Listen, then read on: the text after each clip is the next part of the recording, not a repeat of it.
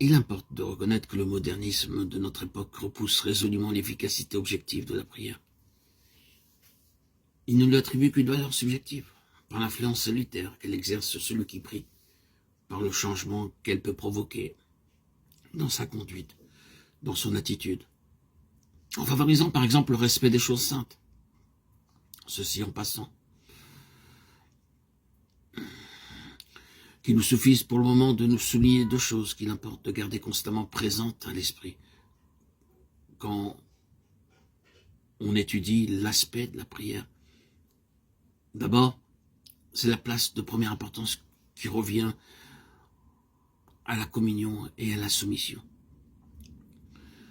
La prière sollicitation à laquelle, Dieu merci, nous continuons à croire, que nous continuons à pratiquer, est peu de choses en dehors de la communion avec le Seigneur. Elle se réduirait à de sèches transactions, alors qu'en réalité, c'est de la communion de notre cœur avec le sien que doivent jaillir et nos requêtes et nos intercessions. La soumission de même est tout aussi indispensable. Il serait facile de faire servir la prière à des fins personnelles, à la réalisation de nos propres objectifs. Notre soumission de principe à la volonté divine crée une atmosphère d'entente et nos requêtes peuvent se fonder sur une volonté commune entre lui et nous et sur une parfaite unité de vue. La seconde chose qu'il ne faut pas oublier, c'est que, en raison même de toutes les difficultés mentales auxquelles nous avons souvent à faire front, à subir, à vivre, la prière est essentiellement un acte de foi.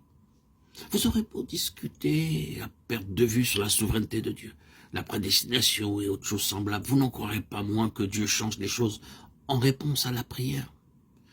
Malgré tous les arguments qui sont de nature à saper les bases de la prière et à en affaiblir la portée, nous prions et nous continuons à prier. C'est cela même qui fait de la prière un acte de foi.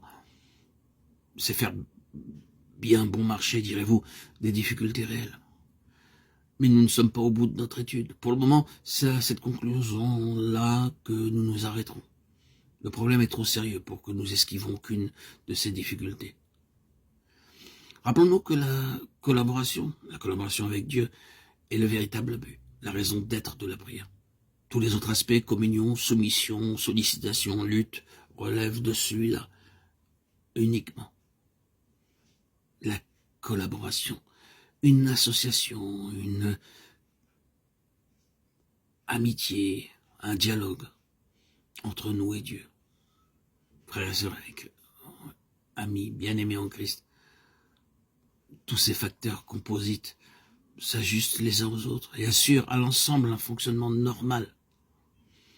Aussitôt que nous reconnaissons que la prière est une collaboration avec Dieu, nous ne nous trouverons nous-mêmes dans des dispositions propices à la prière qu'en prenant nettement position dans ce sens-là. Rechercher la collaboration de Dieu. Rechercher son intimité. Un cœur à cœur.